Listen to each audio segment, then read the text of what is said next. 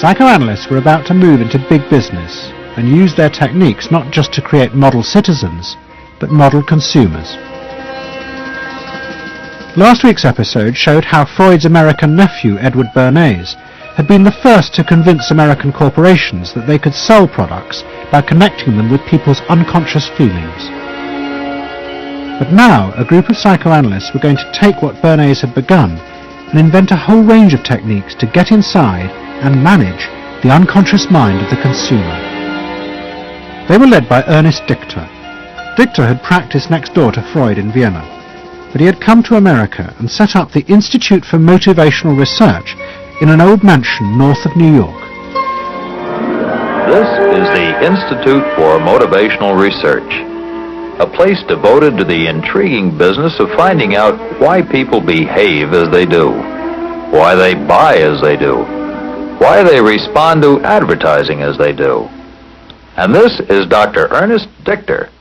We don't go out and ask directly, why do you buy, why don't you? What we try to do instead is to understand the total personality, the self-image of the customer. We use all the resources of modern social sciences.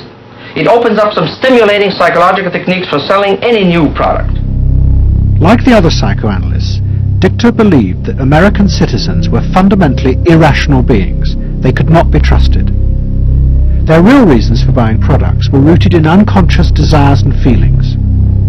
And Dichter wanted to find ways to uncover what he called the secret self of the American consumer. He was trying to get out of people's mind the unconscious motivations that they had for purchasing.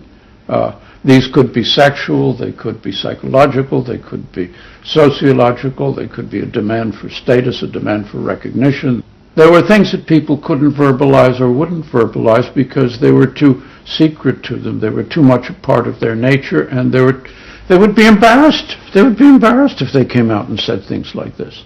He would interview people, but not ask them direct questions, but let them talk freely like you do in psychoanalysis. And that was his background. And so he said, why can't we have a group therapy session about products? All right? And so Dichter built this room up above his garage, and he said we can have psychoanalysis of products. They can actually act out and verbalize their wants and needs. What we're going to do is try a couple of these salad dressings. Now let's see what happens. Here's our typical housewife. She doesn't follow the instructions. And they could be observed and watched, and other people could comment, and they could talk about it, and everybody could join in. He was the first to do this. This was absolutely the first thing that was ever done. And he had a movie projector up there where you could show advertisements and things like that, and people could react to them. And he invented the whole technique for mining the unconscious about the hidden psychological wants that people had about products. This became the focus group. It worked! Dichter's breakthrough came with a focus group study he did for Betty Crocker Foods. Like many food manufacturers in the early 50s, they had invented a new range of instant convenience foods. But although consumers had told market researchers they would welcome the idea, in fact they were refusing to buy them. The worst problem was the Betty Crocker cake mix. Dichter did a series of focus groups where housewives free associated about the cake mix. He concluded that they felt unconscious guilt at the new image being promoted of ease and convenience. In other words, he understood that the barrier to the consumption of the product was the housewife's feeling of guilt about using it. They basically, on one hand, wanted to make it easy for themselves, but they felt guilty about it. So what you've got to do in those circumstances is remove the barrier being guilt. The way you do that is to give the housewife a greater sense of participation. And how do you do that? By adding an egg. Simple as that. As simple as that.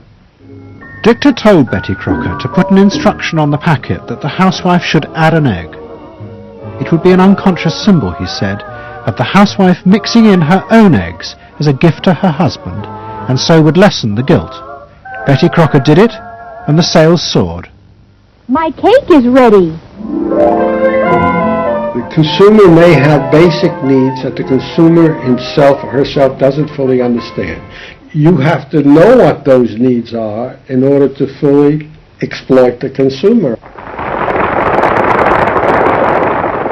Is it wrong to give people what they want by taking away their defenses, helping remove their defenses? It seems so much longer than last year. It is.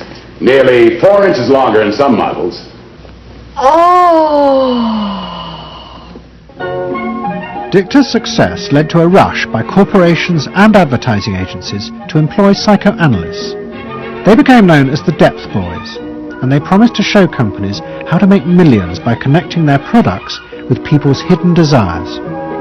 Dichter himself became a millionaire, famous for inventing slogans like "a tiger in your tank." Even the marketing of the Barbie doll came from a children's focus group. And so it goes. But Dichter was convinced that this was far more than just selling. Like Anna Freud, he believed that the environment could be used to strengthen the human personality. And products had the power both to sate inner desires and give people a feeling of common identity with those around them. It was a strategy for creating a stable society. Dichter called it the strategy of desire. To understand a stable citizen, you have to know that modern man quite often tries to work off his frustrations by spending on self-gratification. Modern man is eternally ready to fill out his self-image by purchasing products which complement it. If you identify yourself with a product, it can have a therapeutic value. It improves your self-image, and you become a more secure person, and you have suddenly this confidence of going out in the world and doing what you want successfully. Ernest believes that that would then improve the whole of our society and become the best society on this planet.